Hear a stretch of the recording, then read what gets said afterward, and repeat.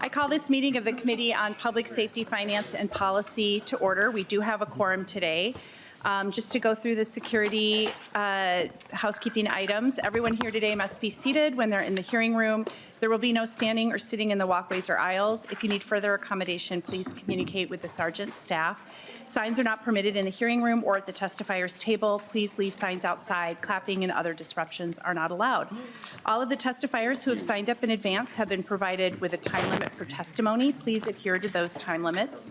Thank you to our sergeant's office and Capitol Security staff, State Patrol, who are here helping maintain decorum in the committee room. Members, there are 3 bills on the agenda and 1 presentation. Thank you to everyone who submitted letters and written testimony. Committee materials are posted online, and there are limited copies for the public at the front entrance. The first order of business is to approve last meeting's minutes. Representative Curran may have a motion to approve the minutes for April 8th, 2026. So moved, Chair Moller. Representative Curran moves approval of the minutes for April 8th, 2026. Any discussion? Hearing none. All those in favor signify by saying aye. Aye. Opposed? Motion prevails. The minutes for April 8th, 2026 are approved. The first bill on the agenda is House File 4446. This is Representative Johnson's bill, and I will move to lay over House File 4446. Members, we had a full hearing on this bill before, and the bill was laid over. Also, House File 2817, Representative Knutson's bill was heard on the committee on March 25th. That bill was also laid over, and I understand that both of you and the stakeholders have come together with an agreement and put it all together in a DE2, and so I'm happy to see both of you up there at the testifiers table. Representative Johnson, I think you're the one carrying the DE2 amendment. And would you like to move the amendment to get the bill in the shape that you desire? Yes, Chair, I'd like to move that DE2. All right. Any discussion? Oh, we actually have an oral amendment on the DE2 amendment. This is my last day chairing this committee, so you all are going to make it complicated for me today. It's all right. Mr. Debo, will you explain the oral amendment for the DE2, please? Madam Chair and members, the oral amendment would be to page 3, line 29 of the DE amendment coded H4446DE2. On that line, you would delete February 1st, 2020 and insert January 1st, 2020. Okay. And this would align the look-back periods in the bill to the same date. Currently, there are 2 different look-back periods off by 1 month. Well, thank you. I have a preference for February 1st because it's my birthday, but for the sake of the bill, any discussion to the oral amendment? Okay, and I will be the one offering the oral amendment. All those in favor signify by saying aye. Aye. Opposed? The oral amendment is adopted. Now we'll move to the DE2 amendment as amended. Any discussion to the DE2 amendment as amended? Seeing none, all those in favor signify by saying aye. Aye. Opposed? The DE2 amendment as amended is adopted.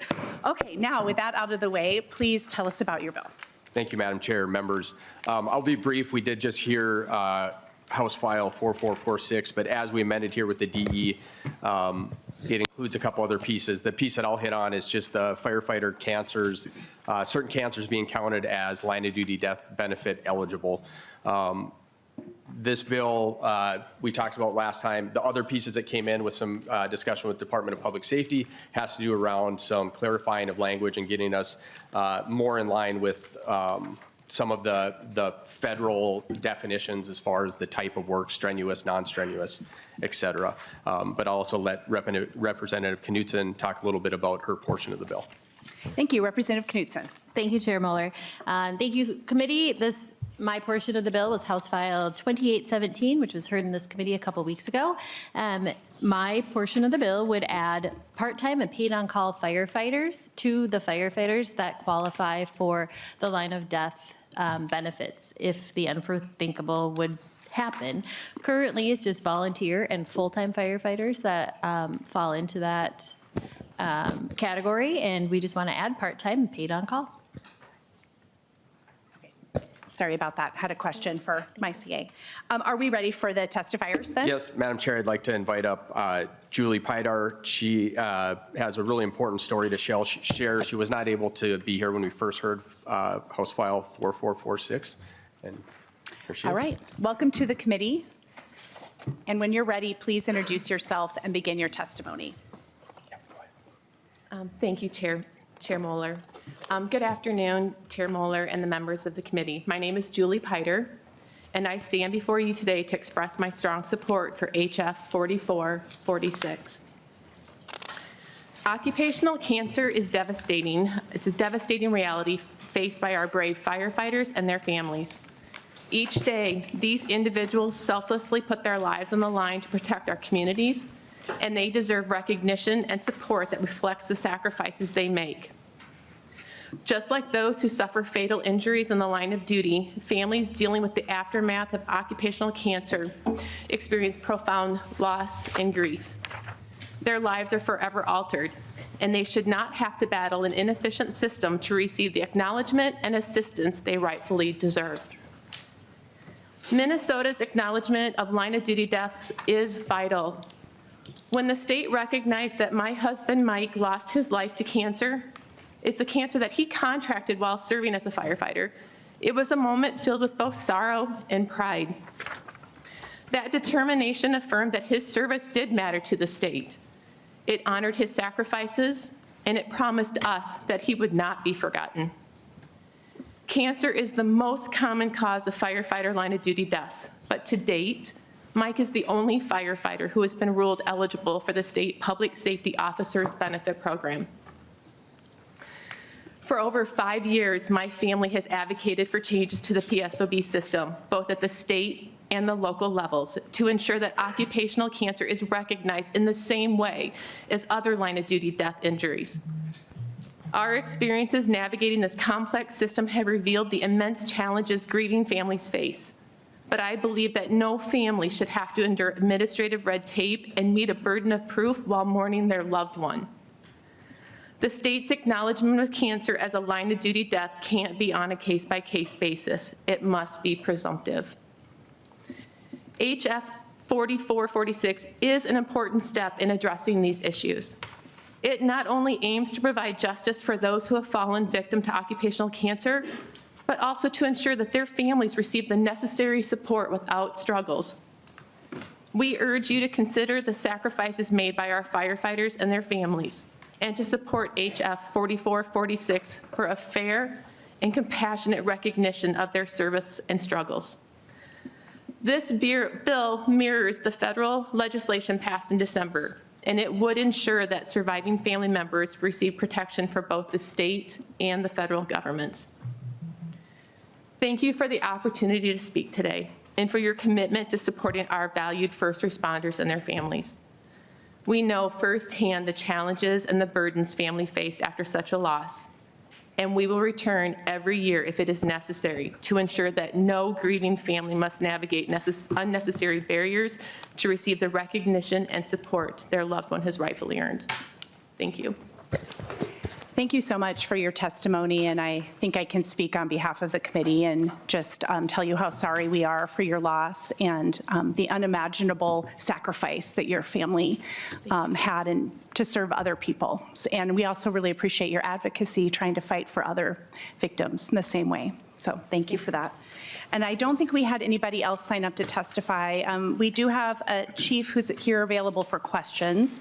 And so then we can move on to member discussion. And I have Representative Rapinski on the list.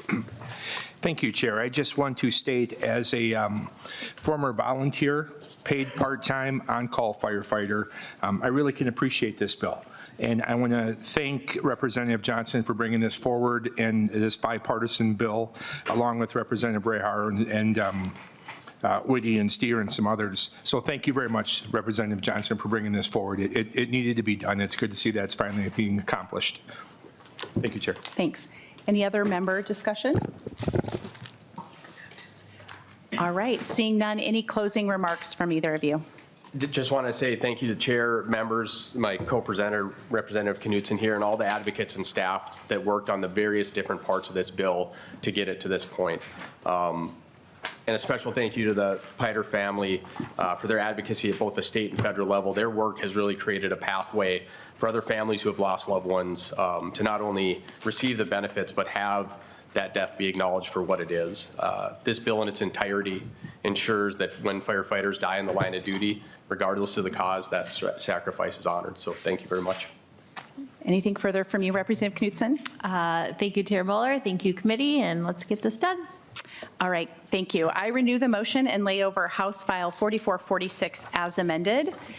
And Representative Johnson will stay there because the next bill is also his bill, House File 4066. And I believe that you do have an author's amendment on this bill, the DE3. Okay, we're passing it, they're passing it out right now, so we'll give them a minute so everybody has a chance. Did you want to talk about the DE3 before we adopt it? Maybe you can discuss it while the committee's getting a copy. Yeah, thank you, Chair. The DE3 really narrows the scope of the bill significantly, and we had the DE2 posted on Friday. This even narrows it down and clears up some confusion that was raised over the weekend with some of the folks in the profession. In essence, what it does is it takes a bill that had a lot of things from training hours and types of training and how it would be applied and everything else, and it narrows it down to just creating 5 separate tiers for these security officers or protective agents. And then some of the questions from folks in the industry were around what happens if they have somebody who works in multiple different tiers, and that's what this DE does additionally, is it says that they would attempt to put them in the highest tier that they work so that they don't have to guess which, if they're bouncing back and forth where to put them, they would just put them in the highest tier that they work. And then thank you to nonpartisan staff for catching the last little bit there to add in that nothing in this paragraph authorizes an employer to assign an employee or an employee to perform duties for which the employee has not completed the minimum statutory and administrative training requirements. All right, any discussion to the DE3 amendment? And just to be clear, it's replacing the DE2, so we're not going to do that one. Any questions or comments on the DE3? All right, seeing none, all those in favor signify by saying aye. Aye. Opposed? The DE3 amendment is adopted. All right, do you have more that you want to say about the bill? I'll just do a quick introduction, Perfect. a little bit about the tiers. Right. Please, thank you, Chair. Thank you, Chair members. Last year we heard a House File 1686, which focused on increasing training content and training hours for security officers or protective agents. And in that discussion and some of the feedback, one of the things that came to light for me was the drastically different role that these folks play in these professions. House File 4066, as amended, creates a starting space where we can start to categorize that work that is being done and by whom through the establishment of a 5-tier framework for security officers, clarifying duties that are performed. Tier 1 is the lower risk functions like access control, crowd management, traffic direction, things like that, where there's minimal expectation of a use of force. Tier 2 includes routine building security and patrols without any detention authority. Tier 3 moves into higher risk unarmed roles where detention may be required. Tier 4 includes armed security in a high-risk environment such as critical infrastructure or armored transport. And then Tier 5 covers armed security for individuals or groups. Security officers are increasingly filling gaps in communities that are facing staffing shortages and rising safety concerns. We're asking them to do more, respond to things like medical calls or behavioral health incidents, assist in crises, coordinate with first responders, all while Minnesota law lacks clear statutory roles and definitions. House File 4066 takes a compromise or a common sense step forward in codifying these different levels, clarifying responsibilities, and creating a framework that respects the reality of the modern security work.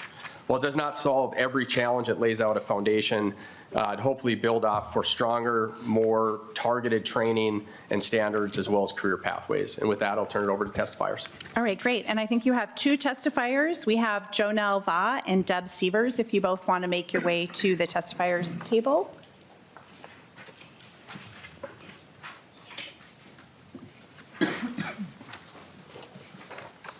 And while they're coming up, I'll just note that there are a number of letters in the packet, but I think some of the letters we were getting emails to were coming in based on the language of the original bill, not even the DE2, and now we've got the DE3, so just want to flag that. Chair, I will say I did read all 11 letters last night. 9 of the 11 were addressing the whole bill, 2 addressed the amendment, and then to help try and clarify some of those concerns is where the DE3 was born. Perfect, thank you. And so I don't know who wants to go first, but Jonelle Va is on the list, so please introduce yourself and begin your testimony. Welcome to the committee. Thank you. Thank you to the chair and member of the committee. My name is Janelle Va, and I am a security officer as well as an executive board member for SEIU Local 26. Our union represents over 8,000 property service workers in Minnesota, with thousands of those members being security officers. I am here today in support of House File 4066, a bill that will help establish clear industry standard for different levels of security guards. We support this bill because we believe it is important. It is an important first step towards improving the security officer industry in our state. I stand before you today not only as a worker, but also as a voice for countless people who are doing everything right, yet still struggle to make ends meet. Our work is important, which is why we fight so hard to ensure our industry is treated with the respect it deserves. As a union, we have long fought to improve this critical industry and address the harm caused by low wages. Low wages mean exhausted workers juggling multiple jobs, family living paycheck to paycheck, and communities stressed to the breaking point. We know what happens when wages rise. Life changes, stress turns into stability, and struggle turns into opportunity. Workers can breathe again, and our workforce becomes stronger. Yet, our industry is often misunderstood. Security officer with similar title may face vastly different responsibilities and challenges. While all of us deserve higher pay, better benefits, and improved training, passing this bill is necessary first step to legally clarify the different level of security officers. This legislation would make these tiers clear, allowing us to focus on the next crucial steps, ensuring all security officers are treated with the respect and fairness they deserve. I urge you to pass House File 4066 so that we can establish standard for our industry and ultimately improve the lives of the people like me who work every day to keep our community safe. Thank you. Thank you. Thanks for your testimony. Deb Severs, welcome to the committee. Please introduce yourself and begin your testimony. Thank you, Chair and members of the committee. My name is Deb Severs, and I have been a security officer for 7 years. I'm a member of SEIU Local 26, and I am here today in support of House File 4066 to put into law the different levels of work for security officers in Minnesota. I have spoken about issues in the industry at the Capitol before, and I'm glad this is being heard today as this is an important issue. In the 7 years being a security officer, I have enjoyed meeting so many different people. I like seeing people smile at my sites because I know that means people feel safe being in our buildings. It feels great at the end of the day knowing I've done my job and no one got hurt. But the reality is that most security officers don't get enough training or provide clear guidelines on our roles, which is a huge problem. The bill would clarify levels of security officers, which would be a very good first step for all of us, and we need improved training to follow this step. I was a bus operator for Metro Transit for 13 and a half years, and every year we had right to know training, which is more training than I ever got as a security guard. Through the training, we had de-escalation, active shooters, see something, say something, and more. This bill would be a first step towards us trying to professionalizing our critical work. Sometimes we are the only staff in the building. We protect buildings worth millions of dollars and interact with so many people, and I think we deserve the tools to be better prepared. We're there to be the first line of defense in our community. Our job is to keep everyone else safe. I hope you want reliable and trained people doing this work. This bill would set industry standards at different levels of security guards and is a basic first step for our industry here in Minnesota. Clarifying standards and clarifying standards and then increasing training down the road would help guards feel confident we'd be able to face the different situations we know come up. Training not only will make everyone more safe, but it will make this job more of a profession and keep good people doing this important work. Please vote yes. Thank you. Thank you both for your testimony. And I think you have somebody else here for questions if needed as well, but nobody else signed up to testify, so we can move on to member discussion. Any questions or comments? Chair Novak, Representative Rapinski. I just have one quick question. Would CPR training be required in this also? I didn't see this listed. Representative Johnson. Thank you, Chair. I'd probably defer to Greg Cook, Executive Director of Private Detectives and Protective Agents Board. That's close. I don't know what all their current standards are for the onboarding. This doesn't change any of the training standards that they currently have. So if those are included currently, then they would just continue to be included. But Okay, thank you. Okay. Chair Novotny. Thank you, Chair Moller. Representative Johnson, who's going to be providing this training? Representative Johnson. thank you, Chair. Chair Novotny, the training, this doesn't change anything with training. All it does is create a tier system where the license holders must attempt to place employees in the highest tier that they would be doing work. So it doesn't change any of the current requirements, any of the onboarding training, any of the continuing education training, doesn't change any of the topics. So whoever's currently providing all the training would continue to provide the training, assuming as we go forward. And just for clarity, that's because of the DE3 amendment. Correct. Versus the original bill as drafted had training components in it, which have now been taken out because of the DE3. Is that, just for the record, is that? Yep. Am I tracking? Correct, Madam Chair. Okay. And that all those things were taken out partially due to the cost associated with the board needing to hire a bunch of FTEs to ensure that training was happening, do the audits, things like that. Chair Novotny? Thank you, Chair Moller. Thank you, Representative Johnson. I just thought that was important to get that on the record and get the contrast of the DEs. Thank you.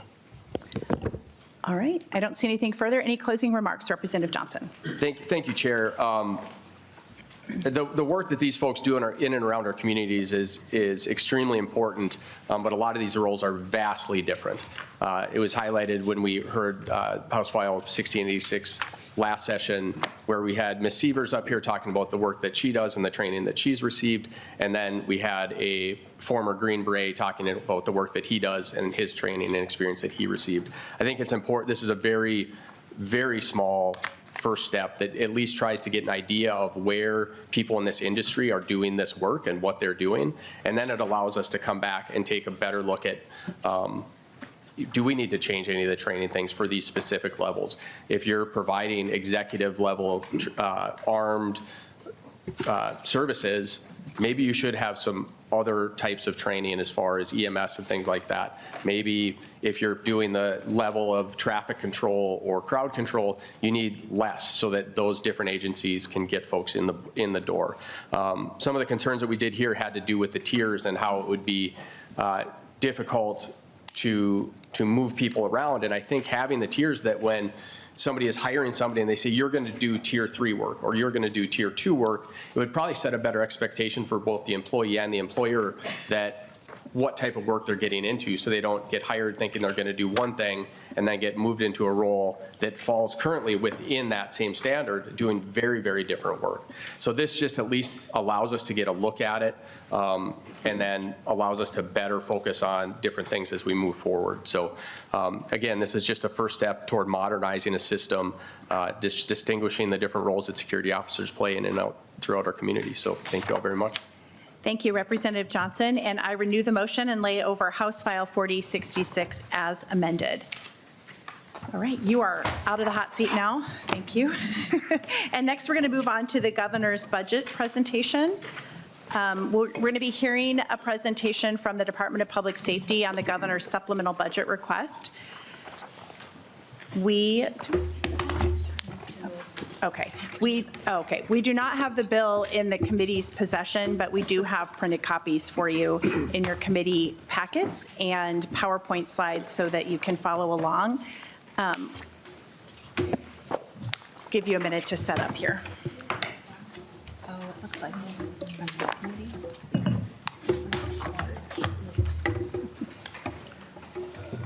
There's usually an HDM. I'll just use this one. This next one. There we go. What was that? I know, right? I'm probably blind. Yeah, no, definitely. See it. There you go.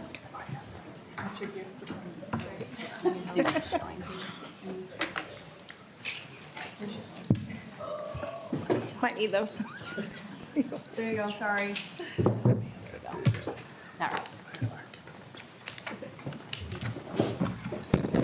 All right, welcome back to the committee. And you know the drill. Before you begin, if you can state your name for the record. Yes, hello, Chair Moller, Chair Novotny, members of the Public Safety Committee. My name is Bob Jacobson, and it's an honor to serve as the Commissioner of the Department of Public Safety, and I'm happy to be here today. Thank you for inviting the Department of Public Safety here to present the Governor's Public Safety Supplemental Budget for 2026. And we can go on to the next slide. Very quickly, the Governor's Gun Violence Prevention Package is part of the 2026 supplemental budget proposal. The Governor proposed a comprehensive package to address gun violence. Proposal includes several common sense measures that would make Minnesotans safer. It includes funding for a public awareness campaign for extreme risk protection orders. It also includes a proposal around common sense measures to limit the availability of some of the most dangerous firearms and equipment, including binary trigger ban. On to the next slide. We also have a part of the Governor's supplemental budget is a public safety officer impersonation and political assassination piece. In response to the tragic events of June 14th, the public safety supplemental budget also includes measures to increase the penalties for impersonating a police officer, requiring decommissioning of law enforcement vehicles before they are sold to the public, and adding the crime of political assassination in the first-degree murder statute. I appreciate that a version of some of these are included in House File 1082, which the committee is hearing, I believe, later today. The next slide, theft of public funds, is also part of the Governor's package.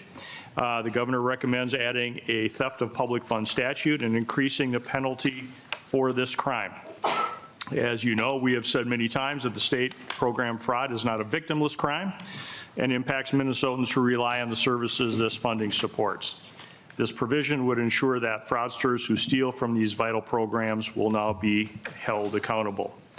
With that, I will now turn it over to our Director of Homeland Security and Emergency Management, Allison Froley. Allison. Welcome to the committee. Please introduce yourself and begin. Thank you, Chair and Committee. I am Allison Froley. I am the Director of the Homeland Security Emergency Management Division within the Department of Public Safety. And so I'm here to, just as a reminder that the School Safety Center does sit under the Homeland Security and Emergency Management Division. And with that, part of the supplemental budget is a proposal for the School Safety Center to augment resources as far as personnel goes for the School Safety Center, and then also to establish a School Safety Center grant program. And this grant program would be available to K through 12 schools of all types. So that would be public, private, charter, tribal schools, to be able to have opportunities to get funding to not only augment their safety and security within physical security, but also to include opportunity to purchase safety equipment and technology and other opportunities around training, exercising, and plan development. So with that, I will turn it over to Superintendent Drew Evans. All right, welcome back. Please introduce yourself and begin. Thank you, Madam Chair, members of the committee. My name is Drew Evans, and I'm the superintendent of the Minnesota Bureau of Criminal Apprehension. Our mission is to prevent, investigate, and solve crimes in collaboration with our criminal justice partners. And in the governor's supplemental budget package, there are a couple things of vital importance that we think should be considered by this committee. The first is expanding our behavioral threat assessment and management team. This team has become vitally important as we face increasing threats, not only the political threats that you have all encountered over the past year, which continue to increase with frequency, but also to our faith-based institutions and our schools. And this supplements and dovetails well with the Homeland Security Emergency Management grant program that was just outlined. This is a multidisciplinary team for anybody who's not familiar with it. And what we look at are people that are on a pathway to violence to determine if somebody says something, does something, or is exhibiting concerning behavior, if they represent a real escalating threat where we need to have interventions, whether it be law enforcement or otherwise. And this would add additional staffs with special agents, criminal intelligence analysts, and a social worker to assist us with that work. Unfortunately, in 2025, with a small team that's doing this work, we had 112 tips or cases that were reviewed and investigated by this team. Just in the first quarter of 2026, we've already taken in 105 tips and cases, on pace for a 275% increase of the work of this team, which is not sustainable with the current staff. We desperately need resources to address this, and the goal is to be a statewide investigative and educational group to help expand these teams in localities, counties, and cities across Minnesota, and then act as a resource to those cities and counties as they conduct this work and work to form these multidisciplinary teams.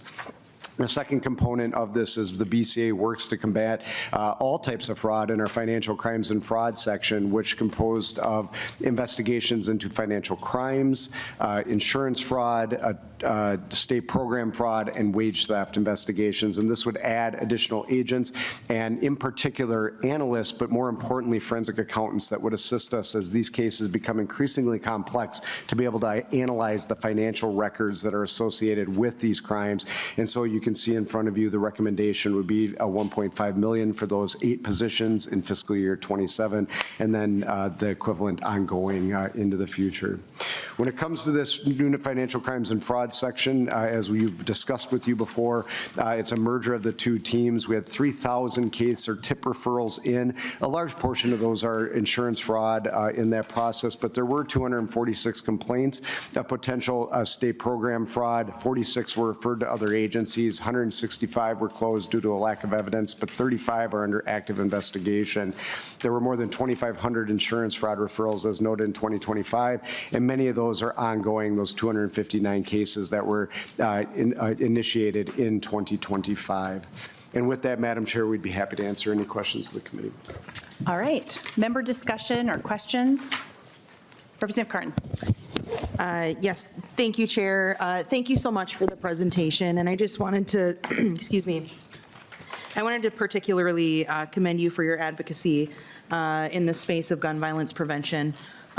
It's been something that's been on our minds for a long time. And of course, we've been talking a lot about it this session for a variety of reasons that we've already discussed. But we just can't say enough how much we need to do something about gun violence prevention in Minnesota and across the country. And I just sincerely appreciate the efforts that you're putting forward. Thank you. Commissioner, did you have a response? But just, Madam Chair, members, I just want to make a quick comment. As you know, we have a statewide safety council that is continuing to meet, that was set up by an executive order of the governor. A big part of that work for the statewide safety council is surrounding gun violence and how we can prevent that and be in a preventative mode. Big focus on safety education, on behavioral threat assessment management teams. And again, I just want to reinforce the message that I think that you've heard today from Superintendent Evans, the incredible importance of the BTAM, Behavioral Threat Assessment Management Teams, to identify those that may be in need and early intervention so that we can prevent significant violence happening. We do have a 90-day report out that was required under that executive order for the statewide safety council. Superintendent Evans is a part of that and several others. So if you have some interest, it is posted on our website, and we'll continue that work through the remainder of 2026 to come up with an annual or a report at the end of this year emphasizing some of those key topics and key subjects. But thank you for the support. And that comment leads me to ask a question about extreme risk protection orders that we did pass. I know we've seen some success with those. And does the BTAM unit, if you find somebody that you are worried about, then help coordinate with an extreme risk protection order? Superintendent. Madam Chair, members of the committee, that's exactly one component. So oftentimes when it comes to behavioral threat assessment management, we will see some sort of concerning behavior. It might be on a pathway to violence, and they analyze that. If we believe that individual represents a threat to a particular person, a community, a school, whatever that may be, there are several steps that we take. One, we work with our local law enforcement partners if it's an acute law enforcement risk, or with mental health if we need to get that individual some mental health assistance right away. If we believe they are a risk of committing violence, we work together either with our local law enforcement partners, our state patrol with some of the threats that you as members have faced, to get an extreme risk protection order so that we can make sure we secure the guns of that individual if we're concerned about it. There might be other restraining orders that we may pursue. If it's a family, it might be an order for protection. So we utilize the orders that are available, but the extreme risk protection orders we have found are a critical component of that work, and that BTAM team works together either as a unit to secure those particular orders, or we work with our local law enforcement partners to do so. Thank you. Representative Freeman. Thank you, Madam Chair, and I really appreciate it from all three of you. And I think seeing this presentation, I just want to say, and I think this is more of a comment than a question, the comprehensive approach to gun violence, and the gun violence that we know is increasing across our state, across our country, but my community with the Annunciation school shooting has just been the most recent victim. And what I see here is an approach that looks at, and we're just talking about the behavioral threat assessment unit, looks at how we treat threats, looks at prevention, and thinking about how we go upstream, thinking about the gun manufacturers who are making money putting these weapons of war in our streets, and then actually takes on the guns and the weapons that we know 69% of Minnesotans want us to get off of our streets. And so I appreciate taking that holistic approach, because we know there is, as we look at what is happening, as we look at the threats that our kids and communities face as it relates to guns, and particularly these military-style assault weapons, we know we need a comprehensive approach, and I think that this is a really a solid foundation. So thank you for the presentation, and thank you for the work. Representative Knudsen. Thank you, Chair Moller. I guess I wasn't going to speak, but there is something that I'd like to say. I am happy to see that we have school safety grants in here that are available to both public and private schools. I just came from Education Finance Committee, where that was quite the debate, whether or not the state should be helping fund students in private schools. So I'm happy to see that it's included here, and I'm hoping that we can work forward to making sure that we're protecting all students here in Minnesota. So thank you. Representative Bream. Thank you, Chair Moller, and thank you for bringing this bill forward. I am one of the authors of the Anonymous Threat Reporting Bill, and doing research on that, I learned about the See Something, Say Something campaign, which I think many people don't understand is a program for everyone, every school in Minnesota, public, non-public. So I really appreciate the work you're doing. Would love to hear more about how we can expand that, because I think many people are not aware of that. And so in the absence of being able to pass serious gun legislation that would ban weapons of war from our schools and from outside of our schools, I think this is the next best thing we can do, is make sure that people are able to report when they see something that looks like it could be ominous. You know, seeing someone online with an arsenal of guns, seeing their classmates bringing stuff to school. I'm really glad that we have this, but I think more people need to know about what we do at the School Safety Center. So thank you, and if you would be willing to talk a little bit more about it, that'd be great.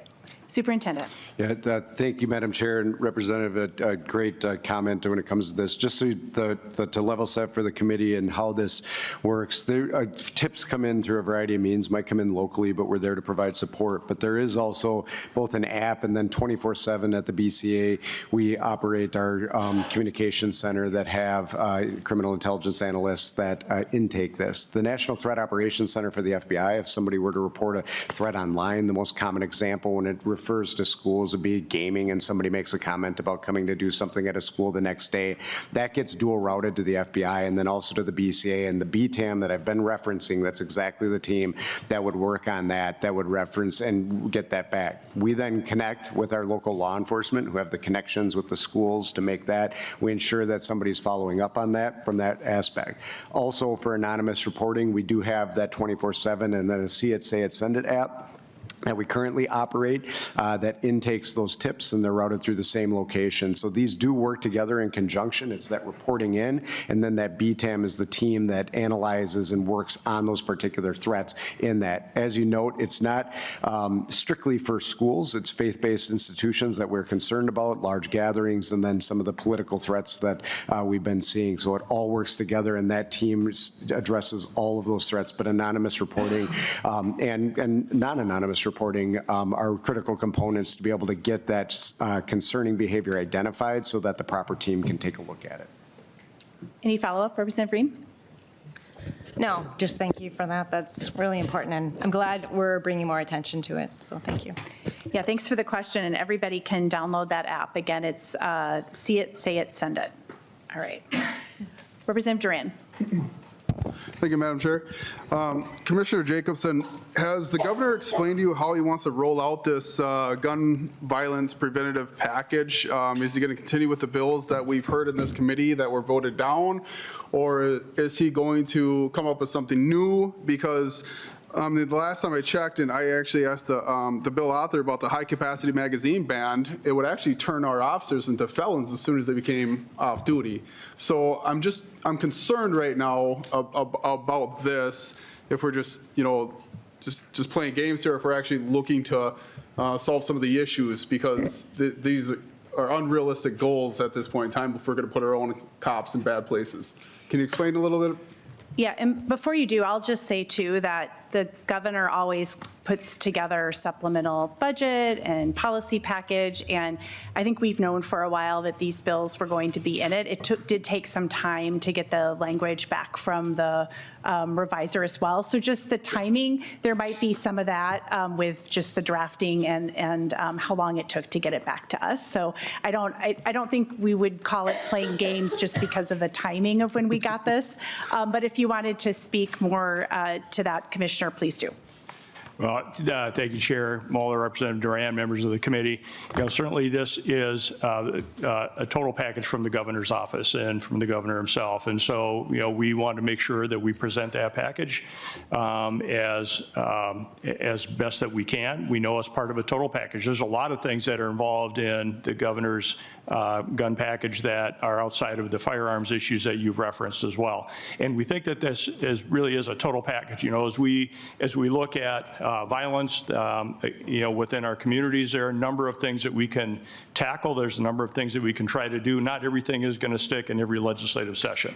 So we just want to acknowledge that, and certainly this can be a highly difficult and challenging process for moving legislative items through. I do believe that a total package includes education, it includes training, it includes work on firearms, it includes work on behavioral threat assessment management systems. We need to really bring safety to our schools and to our children. We're working a lot and spending a lot of time taking a look at online rhetoric that might bring children under the age of 18. I learned today that a lot of the threats that are going on and the radicalization may be occurring within young people under the age of 20. So there's a lot of things in this total package that we can take a look at that we'll get through. This gives us guess what? A chance to be able to discuss it and put it out there. Whether people agree with it or not, that's the political process. I'm just here to represent that and to make sure that we put our best foot forward and always willing to answer questions. But again, I do think this is part of a total package. And I know that you believe, and I know this entire committee believes, that this is about creating safe communities, and the best way to get there is to be able to navigate that with all sides of the aisle coming up with the best solution to do that. I hope that answers your question, sir. Representative Duran. Yeah, thank you, Madam Chair, and thank you, Commissioner, for saying that. And I actually, the reason why I brought that up is because I hate putting you guys in a political position where we're sitting here playing back and forth with you guys who are actually supposed to keep the safety of our community here.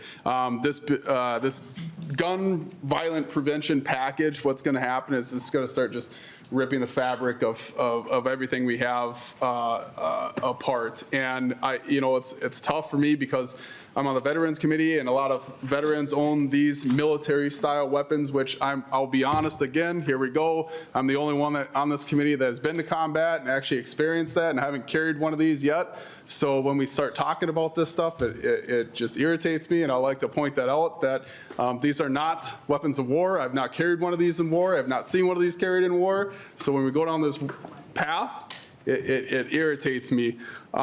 So it's going to put our, I hope when we go forward in this, we have conversations with the governor, because this is going to put a lot of our cops in jeopardy if he wants to continue down this path. It's not going to make anything better for our community or the state of Minnesota. Thank you. I'll just say what irritates me is when someone uses a weapon like this with a high-capacity magazine and guns down children in a church, and I don't remember how many bullets were fired in how many minutes, but that's what irritates me. So, okay, do we have any other member comments? Chair Novotny? Nope. All right, well, thank you so much for your presentation, and we will move on to House File 1082. That is my bill. It's being used as a vehicle for the Public Safety Finance Bill. We're not taking any official action today. I'm just going to stay here because we're going to have our staff walk through the DE6 amendment and then take testimony. So I will move to lay over House File 1082.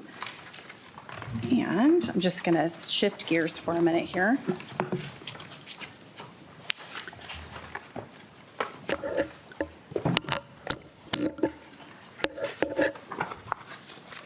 All right, I think instead of making opening remarks, I'll have staff just walk through the bill first, and then I can make some comments. Are we starting with the spreadsheet? And then, Chair Novotny, did you want to make any opening remarks at this point, or should we just go through the bill first? I'll follow your lead, ma'am. Okay. All right. Why don't we begin with Mr. Walls, if you want to walk through the spreadsheet. Madam Chair, every member should have a copy of the spreadsheet in their packets. And Madam Chair, I apologize, this is a pre-spell check version that was handed out. So on the top line, it's House File 1082, Public Safety Finance with an E. We begin on line 1, the Department of Public Safety. In the BCA, there is House File 2742, non-fatal shooting clearance grants with a T, $1 million in fiscal year 2027. On line 8, Office of Justice Programs, House File 3946, the Domestic Violence Task Force, there is $214,000 in fiscal year 27 and $100,000 in fiscal year 28, which I believe completes the reporting requirement. On line 12, in the Office of Administration under Public Safety, we have House File 3095, First Responder Uniform ID Task Force at $100,000 in fiscal year 27, which makes a total of $1.34 million for the Department of Public Safety and $100,000 in tails. Under the Department of Corrections, we have 4 bills that all create new felony provisions, and so the numbers are bed impact. On line 23, House File 3404, impersonation of a police officer. That had a small bed impact, but was suggested to be absorbed by the governor, absorbed by the Department of Corrections in the governor's budget, and so the bill takes the same approach. On line 24, House File 3405, medical facility with 2 eyes, security, 4th degree assault. There's a bed impact of $34,000 for the Tails biennium, beginning with $13,000 in fiscal year '28 and $21,000 in '29. On line 25, House File 3465, theft from a vulnerable adult. There's a bed impact of $13,000 in '27, and then $35,000 in '28, $42,000 in '29. And on line 26, House File 3489, grooming penalty. The impact is in the tails, $13,000 in '28 and $35,000 in '29. So the Department of Corrections total is $13,000 for this biennium and $159,000 in tails. On line 32, the Peace Officer Standard and Training Board, officer with 2 Fs instead of 3, is House File 4700, Philando Castile training reimbursement. Madam Chair, this is just a portion of that bill. The bill, or the amendment as now constructed, only rounds up the Philando Castile training reimbursement from its current level of appropriation to an even $6 million per year, and that costs $1,058,000 per year in '26 and '27, bringing the total post board to $2,116,000 in the '26-27 biennium. On line 40, we have transfers. On line 42, House File 1082, that is transfer with an N to victims of crime account for $12 million, and we show the receipt in the special revenue fund of that $12 million. Madam Chair, that brings the total for House File 1082 DE6 to $15,443,000 in this biennium and $259,000 in tails. Thank you, Mr. Wells. And next we will have Mr. Johnson walk through the DE6. Madam Chair, members, I'm going to walk through the language. Much of this is related to what Mr. Walls just walked through, so I'm going to start at the top of page 3. This is section 4 of the bill. This is the transfer to the Minnesota Victims of Crime account. This was the underlying House File 1082, and this language is what the committee heard that was a previous delete everything amendment to this bill. The next section that you see there, it starts at page 3, line 5. This is from Representative Steers, House File 4700. This is the adjustment to the Philando Castile Training Fund. This, again, increases the amount to $6 million each year, slightly different from what the committee heard. On page 5, at line 1, there's a use of force carry forward. This is not a new appropriation. It's from Representative Steers, House File 3440. This matches the version the committee heard in committee. I'm moving to Article 2. If you look at page 6 at line 22, this is House File 3356, Representative Hewitt's bill. These are the provisions related to decommissioning public safety vehicles before they can be sold. No changes to the language the committee heard. On page 7, starting at line 27, this is Representative Moller's House File 3946. This is a section that is a task force from that bill. There's one small change on page 9 at line 10. There's the addition of the words social worker. The next section begins on page 11 at line 1. This is the task force on the standard identification. It was House File 3695. This was Representative Johnson's bill, and there are no changes from what the committee heard. The last section in Article 2 begins on line 13.22. This is Representative Frazier's House File 2742. There are a few changes from the version the committee heard. The committee heard a version that would have had ongoing funding and would have put this in statute. The grant is getting one-time funding, so it's now going to be in session law. There's also a change to the way in which the grants must be prioritized. One of the clauses was removed that required that the agency show that it had excessive number of unsolved cases and inadequate staffing. That has been removed. There's also a new paragraph B on page 14 at line 22. This would require that half of the appropriation go to agencies outside of the metropolitan area.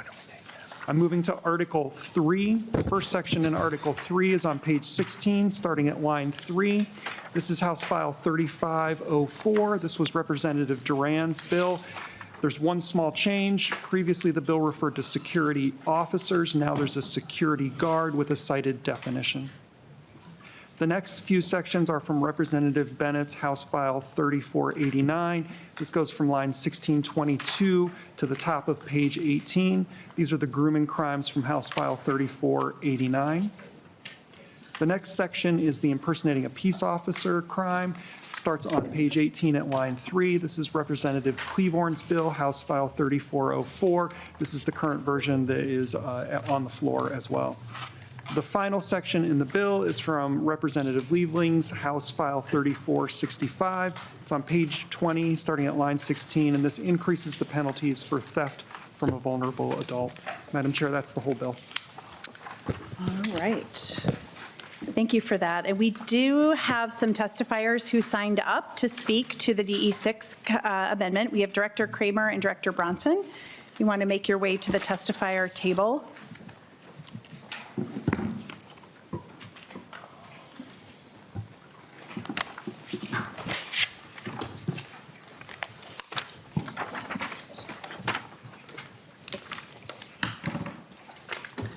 Welcome back to the committee. If you want to introduce yourself and begin your testimony, please. Yes, thank you, Madam Chair and members of the committee. My name is Katie Kramer, and I'm the co-executive director of Violence Free Minnesota. We are a coalition of over 90 member programs that provide services to victims of domestic and sexual violence in every corner of our state.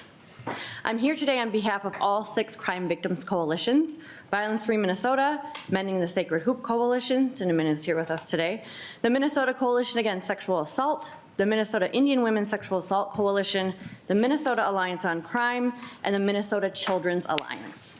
Together, our network of over 150 crime victim service providers ensures that every Minnesotan has a place to go when they are experiencing violence and crime. I'm here today to strongly support the request to add $12 million to HF 1082 to stabilize funding for crime victim services. Crime victim services are a core part of Minnesota's public safety infrastructure. This committee heard from many of our advocacy programs last week about the critical services provided by our network, and you will hear from one more today. Every day, advocates are working on the front lines, answering crisis calls, helping survivors create safety plans, finding emergency shelter, accompanying survivors to court, and supporting children who witness or experience violence. Across our network, programs are already operating beyond capacity. Shelters are full. Advocates are carrying overwhelming caseloads. Survivors are being placed on wait lists or turned away, not because programs don't want to help, but because they simply do not have the resources. Due to the flat funding over the past several years, combined with the increased demand for services, our programs have already had to make impossible decisions. Decisions like reducing staff, cutting violence prevention and community outreach efforts, limiting their services, or closing entire facilities. And now Minnesota Crime Victim Services are facing a 20% cut in funding. Let me be clear about what that means. In our rural communities, a 20% reduction doesn't mean fewer services. It could mean the loss of the only domestic violence program in the area. Our fewer remaining standalone rape crisis centers and children's advocacy centers will face an even greater pressure to merge with larger organizations or close their doors entirely. When a program disappears, survivors do not stop needing help. Instead, they have nowhere to go. They may stay with an abusive partner. They may become homeless, or the violence may escalate with consequences not only for survivors, but for children, for neighbors, for first responders, and for whole communities. Crime Victim Services coalitions and member programs are not seeking for an expansion. We are asking to maintain what already exists, to keep shelter doors open, to keep advocates in their roles, to ensure that when someone reaches out for help, there is someone there to answer. Minnesota has long been a national leader in addressing domestic violence. The coordinated community-based model we built works, but only if it's sustained. This is a pivotal moment. Chair and members, the question before you is the same one that you've heard before. What are you willing to lose? Because without this investment, we will lose services, we will lose capacity, and ultimately we will risk losing lives. We urge you to support this funding and stand with survivors across Minnesota. Thank you for your leadership and for helping to keep our community safe. Thank you. Welcome, Director Bronson. You can begin. Thank you, chairs and members of this committee. My name is Tina Bronson. I'm the co-executive director of Alexandra House, Anoka County's only comprehensive domestic and sexual violence agency, serving more than 18,900 victims, survivors, family members every year. I want to tell you about Stephanie. After nearly 10 years of abuse, she fled with her children with only 3 small bags, and she came to our shelter. She stayed for 11 weeks. Our advocates helped her get an order for protection, stood by her in court, ensured that her kids felt safe again. Today, she has stable housing, a job, and has taken her kids on their first vacation. She told us without Alexandra House, she wouldn't have been able to do it. That's what Crime Victim Services funding makes possible, and what makes us unique. Survivors don't need to be ready to press charges, file for an order for protection, or even leave their partners when they walk through our doors. Unlike prosecutors, we don't wait for an investigation. And unlike police, we focus solely on the victim's immediate needs. We fill a niche in the public safety that would otherwise go unmet. Across Minnesota, agencies like Alexandra House are weaving together a funding quilt that has state grants, federal dollars, and private support. And that quilt is unraveling. Since 2018, our state funding has remained flat, while our inflation has risen 28%, leaving us $610,000 below our 2018 purchasing power. We've absorbed that quietly for 8 years. But that meant losing 13 positions, cutting 2 programs, and downsizing our physical space. A 20% cut, more than $360,000, would mean eliminating another 4 to 5 positions, gutting an entire service area. For instance, our legal advocacy is already stretched beyond capacity. 4 advocates overwhelmed with survivors waiting for help that should have been immediate. A cut of this magnitude would make that worse. Fewer advocates, longer waits, whole programs absorbed or eliminated. Anoka County would still have Alexandra House, but survivors would have far less of us.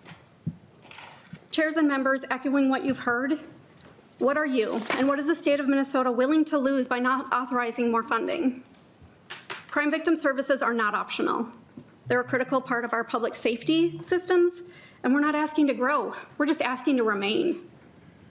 Please protect this funding. The people of Anoka County and Minnesota are counting on you. Thank you. Thank you both for your testimony. We can move on to member discussion now, and I'll just note a couple of things.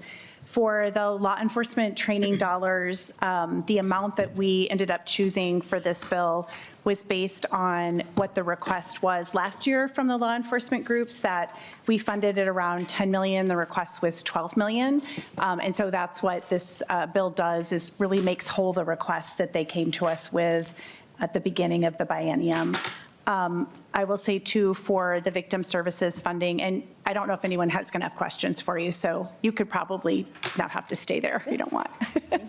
Thank you, Madam Chair. I would say for the victim services funding, you know, we really started talking last year about trying to create sustainable funding, because for years we have thought the federal government was going to start paying again through the VOCA funds. Again, this has spanned multiple administrations over 10 years, and so we've tried to keep their funding stable, but as they said, it hasn't kept up with costs and with inflation, so it's actually already resulted in cuts. And so the 12 million is just the bare minimum to keep this funding stable.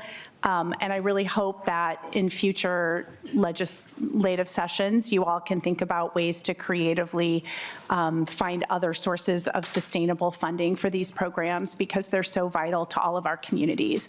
And I would encourage all the members, if you haven't done so yet, to tour any of these providers in your districts. I know that was something we talked about doing collectively as a committee this summer, and then this summer happened, so we didn't have a chance to do that as a committee, but really encourage everybody to get out and talk to the victim services providers in your district and see the great work they're doing with what little funds that they're doing.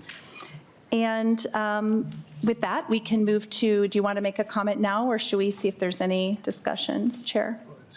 Okay, discussion to the bill. Representative Harder.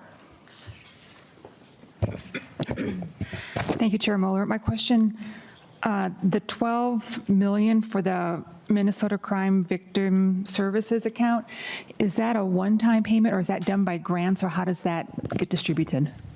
Yeah, so I don't know if someone's here from Department of Public Safety that wants to answer. Yeah, come on up. Director Babine's here, and she can talk about how the money is distributed. The $12 million is one-time funding, and they'll distribute that the way they currently distribute their grants. Director Babine.